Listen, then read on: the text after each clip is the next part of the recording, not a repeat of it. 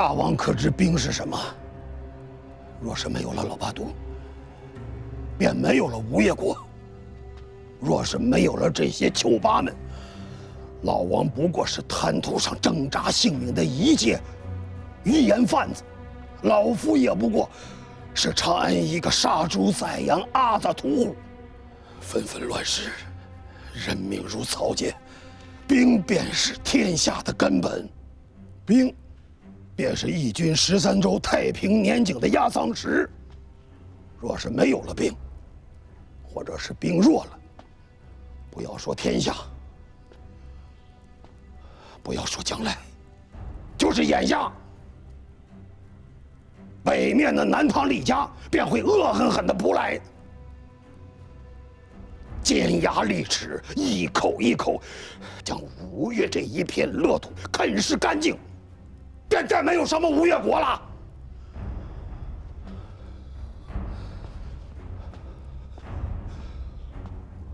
不光说是大王一家，哪怕是前世一族，也将是死无葬身之地。真是如此吗？大王是遗老臣了。孤是在问，如今的老八都还能担起吴越的藩篱吗？虎子，依内衙兵册，老八都在册兵额有多少？八都总计兵额31882元。实有多少？据内衙都监署点检，老八都实有兵额11054元。空额、阴兵、白账、军中3大弊，你们都不知吗？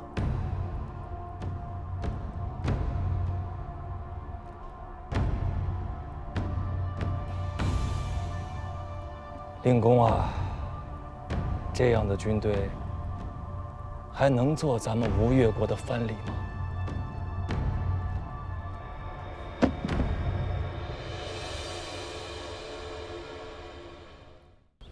父亲，父亲，大王这是杀鸡害猴啊！老八都营务废弛，不堪一击，这是人皆禁止。2代君王和七郎君都不敢揭开此事，就是怕乱了军心，生出昼夜之变。今日大王命神虎子当堂揭开了此事，这就是当众打父亲的脸呐！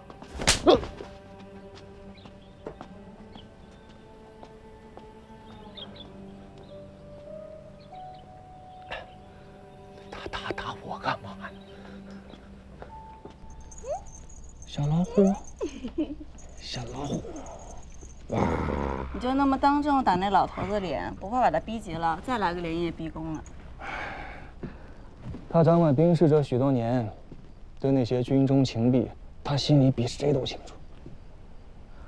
只是他自家毕竟出身老八都，里面的官便将佐几代以姻亲相结啊，要么是当年同袍的后人，要么是昔日部下的子侄，啊，还有很多人的祖辈当年在军中是他的上官将主，碍于情面，他不方便做这个恶人。那我替他做这个恶人，那老头子还有什么不甘心呢？哎，抱抱，抱抱抱抱抱抱啊，抱抱抱抱抱抱抱抱抱抱啊！不哭不哭不哭，哎，不哭不哭不哭。我去大了！你那几个兄长做大王的样子，我可都是见过的，都是下面的臣子做恶人，这好人是让大王来做的，怎么如今到了你这儿，这大王反过来替下面的臣子去做恶人？哎呀，我也便是说说而已。这老头子辈分太高了，位分又尊贵，也便是在他面前，我才替他做一回这恶人。那真到做事的时候，哪轮到我这个大王自家去做恶人嘛？是不是？啊，不做恶人，谁是恶人啊？不做恶人啊？不做恶人。谁是恶人啊？啊？早些年和大郎兄在皮夫子门下读周礼，河山之谷，在德而不在显。可真当坐上那个榻子之后，才明白，在德倒是不假，可若是无险可守，这德也未必能持久。大郎兄的案子是六哥受了小人蒙蔽，屈枉了长兄，姑替六哥向大郎兄赔罪了。臣不敢。此番召大郎兄入宫，是想借着兄长旧日资望，重整内衙诸军。现在宗室之内，若论及最懂兵的，确实是大王自己。不过是跟着南征了一遭，替六哥打理粮秣辎重。姑欲复大郎兄内衙兵马都统军使之职，提调内外兵马，总理裁判各督编制事宜。大王有教，臣不敢辞。不过，臣想向大王要一个人。如玉公可以暂时把如玉公借给大郎兄。谢大王。不过，要等他先忙完眼前的事。啊？朝廷使团到杭州了，姑身边眼下还离不得如玉公这个元帅府判官。诺。为广顺3年，岁次癸丑10月甲午朔，年6日己未。皇帝若曰：朕诚有汉之乱政，诚统于丧离，尊圣道于王化，谨行缓复，以吴越居右，宣抚东南，待有得焉。兹尔天下兵马元帅，领镇东、镇海两军节度使，杭州、越州大都督，上柱国、吴越国前弘处。开国成家者60年，奉天朝之师律，勤修贡事。此尔为吴越国王，天下兵马都元帅，拜太尉、尚书令。食邑3万户，食时丰1800户，福禄无穷，宜绝百世，敬之哉！吾替朕命。臣钱弘处奉诏谢恩。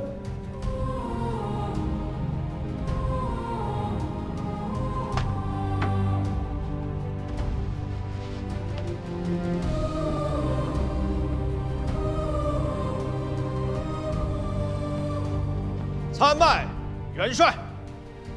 李相公免礼，诸公免礼。请李相公及诸位使臣暂回驿馆歇息。谢元帅。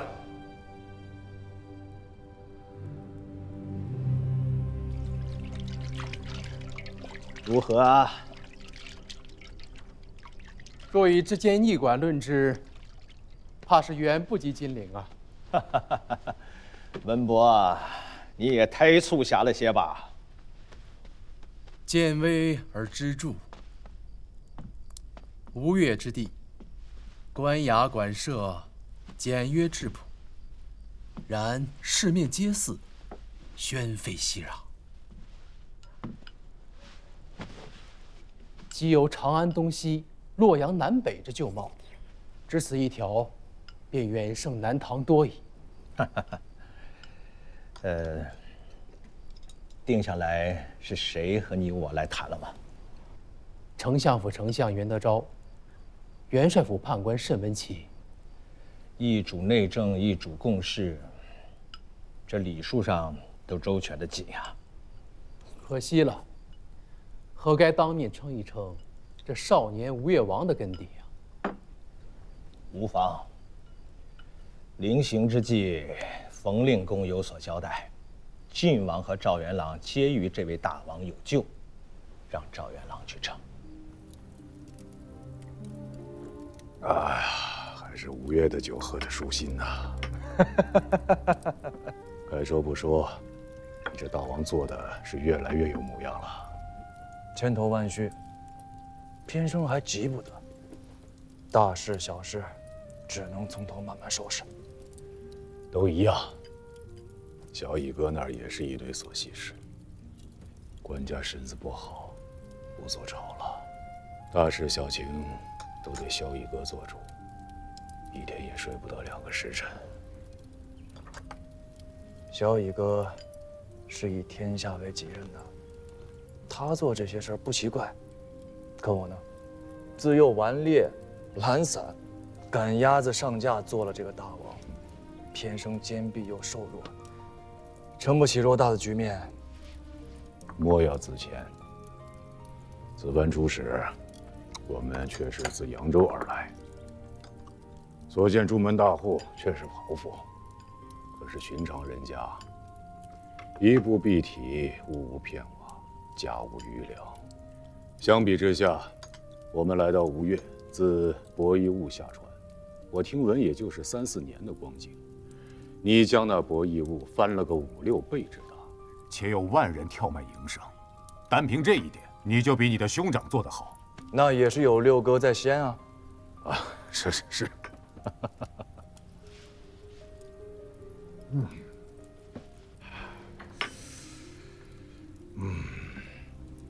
其实也没那么好，库府钱粮也没多出多少，民间钱帛往来、商事贸易多了许多，这倒是真的。府库中并无多余的钱粮可数。袁相公何必狂语？此行一路之上，所闻所见，吴越之富庶，即天下之冠。再说，朝廷也不是白要吴越之粮，这不是贡使，是贸易。尽朝廷所有，只要东南所需，皆可贸易，包括兵甲在内。国中不缺兵甲。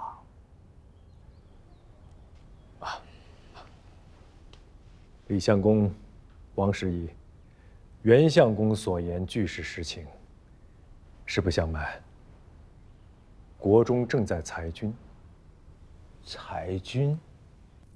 袁老兄，此番官家和小乙哥遣李相公出使东南，究竟所为何来？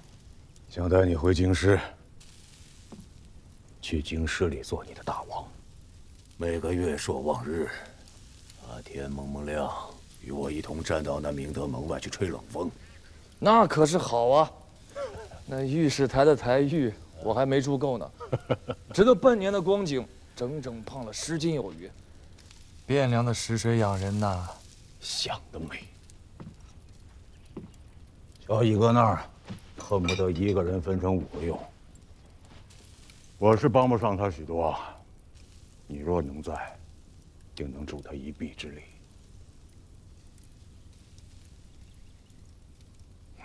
算了，不痴人说梦了。此番出使，实则是为了南梁北输的事情，也顺便看看吴越国是否可图吧。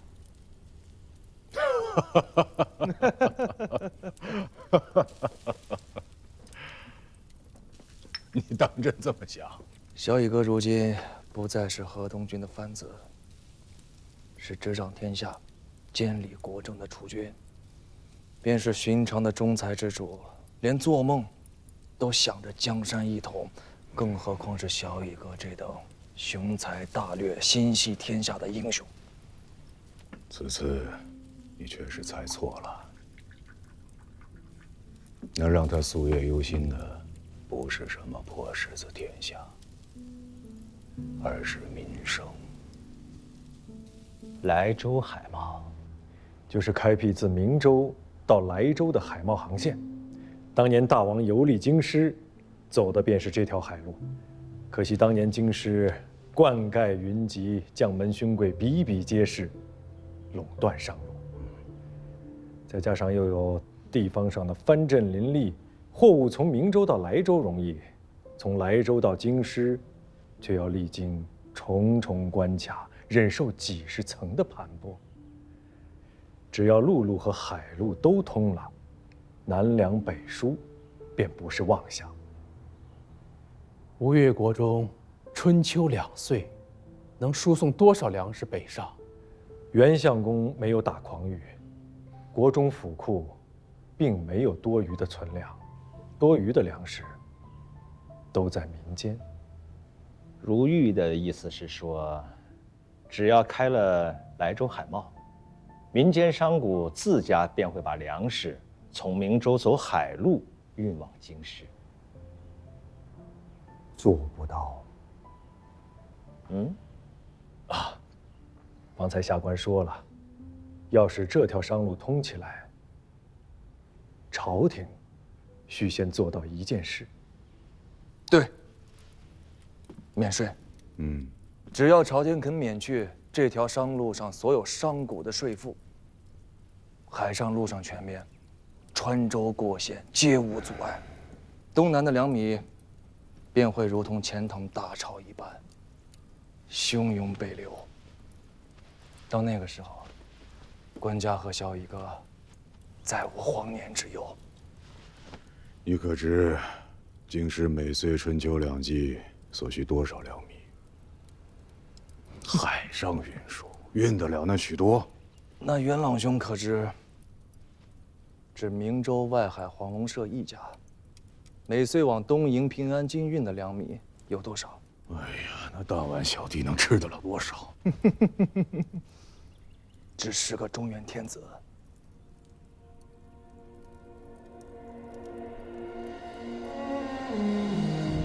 官世之租，提来就矣。用度所出，为皇削除。征算之条，当从宽减。为国之计，实足是先。自今，株洲府跳卖商贾凡输往京师之米谷卖的，有户部开具谍照。各州县博弈物进行捐免其赋。此6条自广顺4年正月起施行。请大王奏准。用席。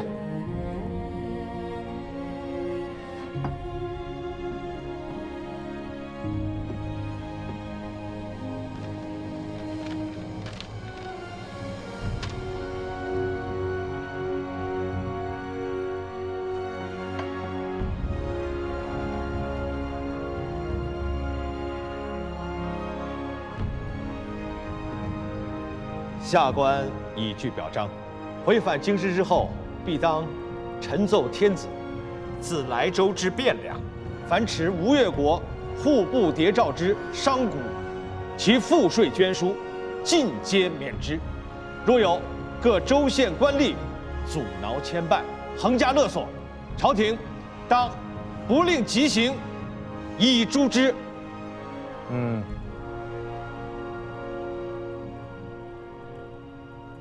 此番真是解了萧一哥一种心头大事。那另一件心头大事，萧一哥当真只字未提吗？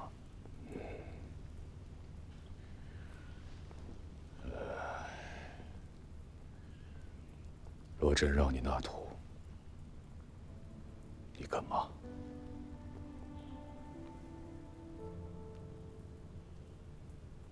我倒是想过，但做了大王之后才明白，纳土之事没那么容易。因为中间还隔着一个南唐。抛开别的先不说，只一点，这不是自家的东西，我自家说了不算。前世不是吴越之主，是吴越之共主罢了。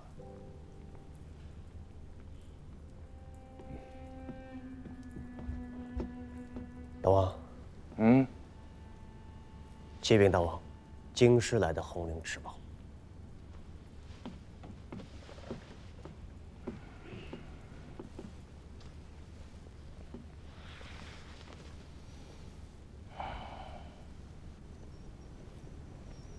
出什么事了？天子圣公不悦，怕是要大刑了。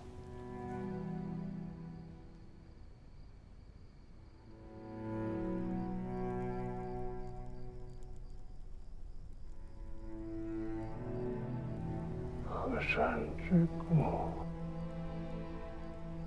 在德不在贤。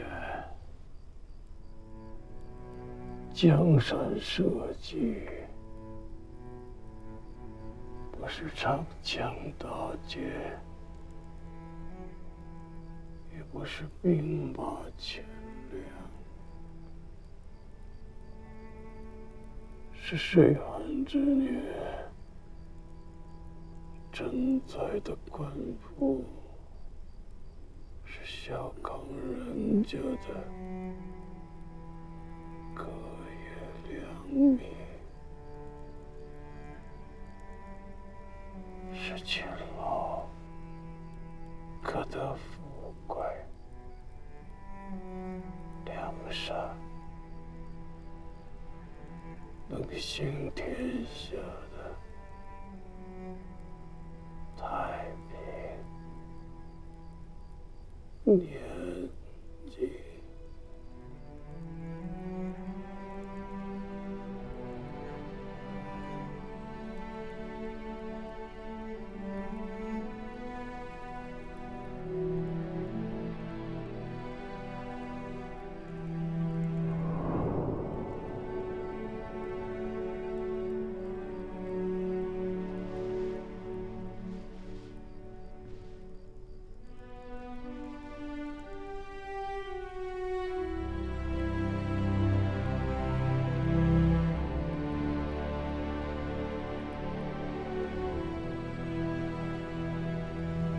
阿爹，好好歇息。